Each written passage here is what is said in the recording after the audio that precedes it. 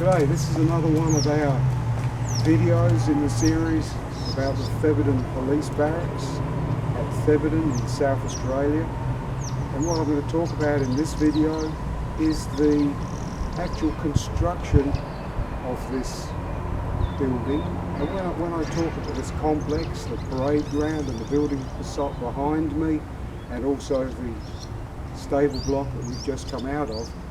So the very first time we hear any talk about a police barracks actually comes in the Adelaide Register, which was one of our first newspapers, and that was the 31st of January 1910, and that's because the Adelaide University, that only had 5 acres allotted to it, said that there was not nearly enough area for them and for expansion, and that 2 things had to go from the area around Adelaide University, and one of those things was the destitute asylum, a refuge for complete poverty-stricken down and outs, I guess you'd say, in an era when there was no social welfare. That had to go, and also the police barracks on North Terrace right beside the Adelaide Uni, that had to go. So that was the first time it was ever mentioned.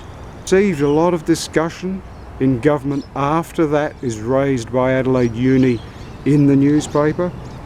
And then in January 1911, a whole year later, the government commits to investigate moving the police barracks. So nothing happened for a year, and then the government commits that they will investigate the moving of the police barracks to give uni more ground.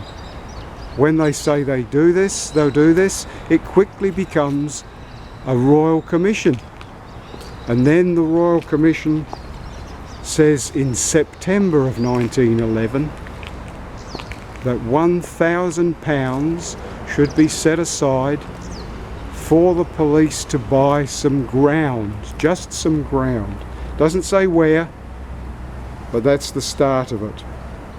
What happens as a result of that Royal Commission, and this is where I say nothing ever changes in politics, is Parliament has an enormous bickering, fighting about should it happen, shouldn't it happen, how will it happen, where will it go, and then the public get involved too, saying that it's important to have the main police premises close to the city and it shouldn't be moved. In 1912,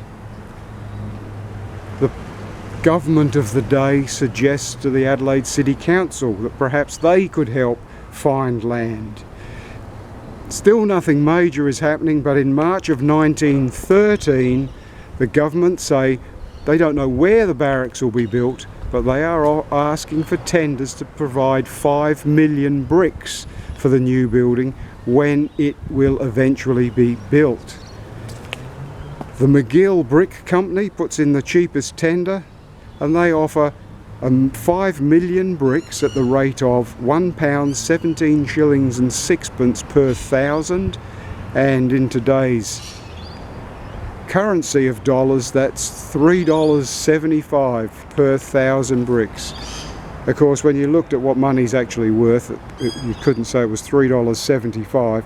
But we now come to August of 1913, and this is when the Education Commission releases a major report on what is needed at Adelaide University, and the principal thing the Education Commission says is the police must go.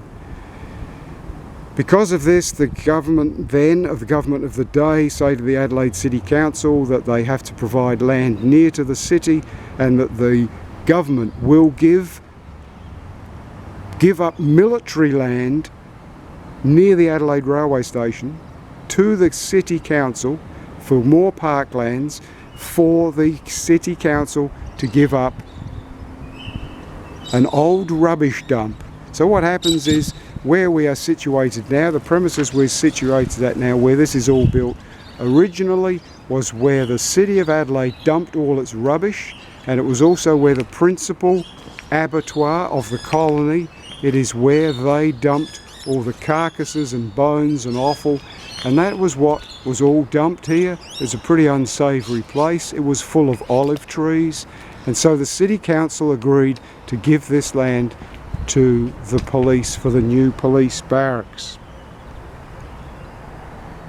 The actual agreement was signed on the 11th of December 1913, and in April of 1914 work started on cutting down all the olive trees, and that was done by the inmates of the Adelaide City Jail.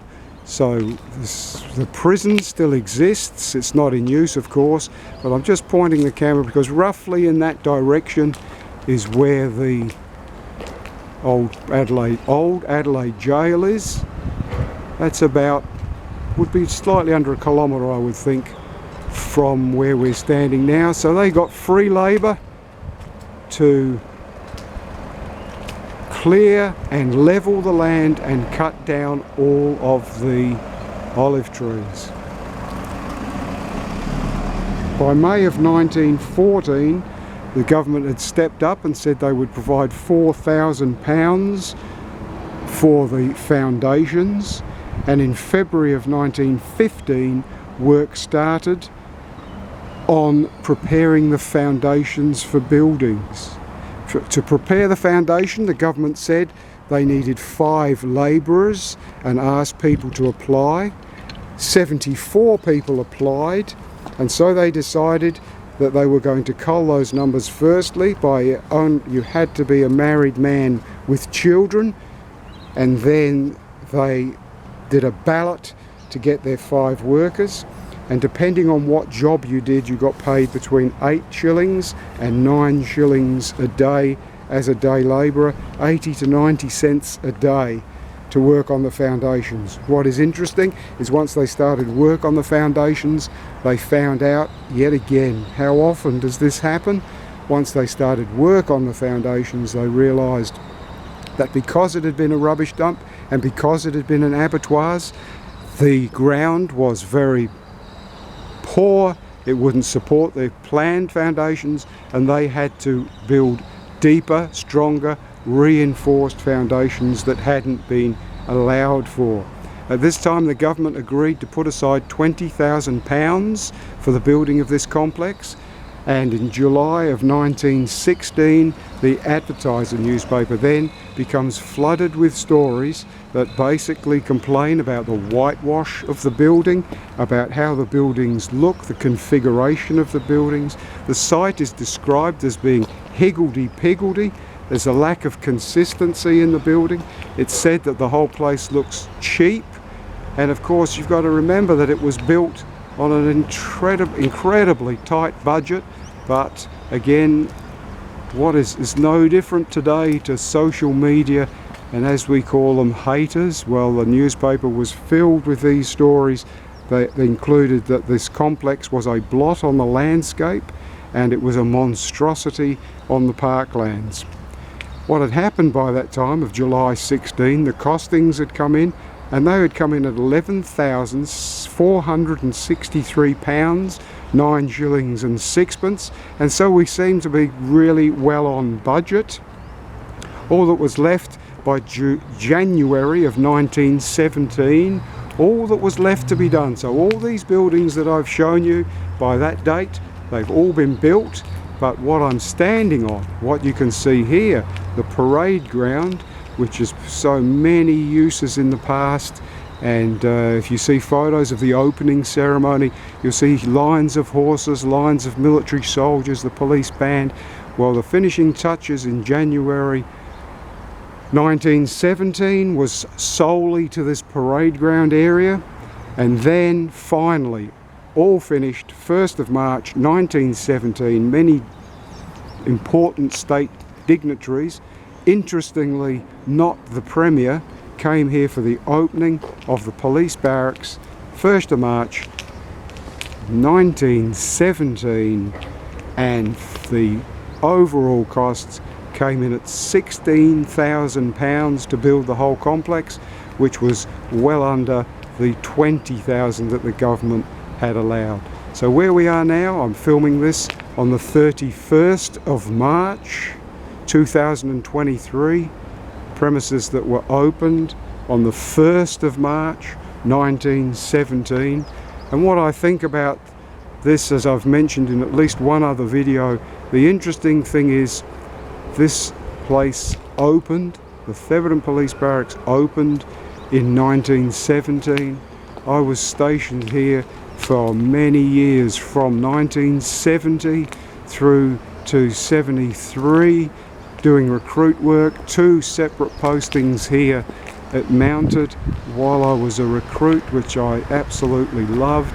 Came back voluntarily to do 3 months at a slightly later date, and of course then spent 7 years of my life, which I really find difficult to talk about, when I was on what was called then the Fatal Accident Squad.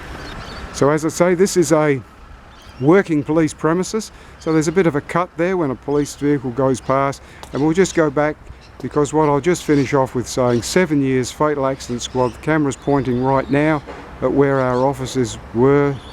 That was 1976 through to 1983. Very different times to now. And of course, making this video because March 2023 and the premises are earmarked for demolition, and it will not be long before these premises exist no more. So thank you for watching. Cheers, until next time.